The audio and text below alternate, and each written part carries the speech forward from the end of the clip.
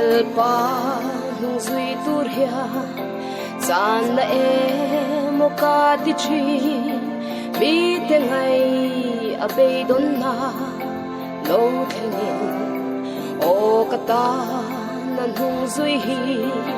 san na mo ka lo ti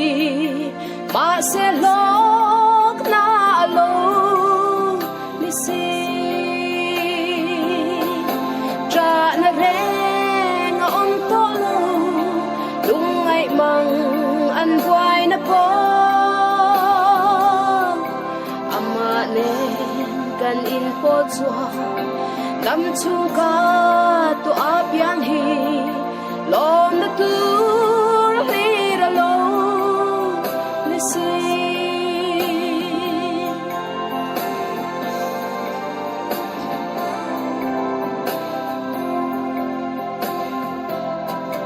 har sat mang an buai na ten ka kong min chim buai lai le mi te ngai a lo cham na lo khenin she om tua rin cha vila ut ruak bo in om mila lo cham reng reng om lo ve tra na reng om to lo lung ai mang an buai na po ama nen kanin po chua dam chung ka to apiang hi lom na tur li ra lo ni si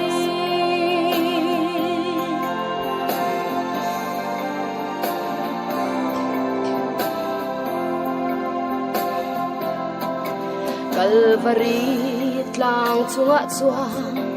atlan sa te kan len za a mangai na far chau po kan chanin sa tua nun dai an si khovel zong eng po ni se lom na tur li ra lo ni si tra na reng om to lo lung ai mang an buai na po ama nen kan in po chua tam chung ka to apiang hi lom na tur li ra lo ni si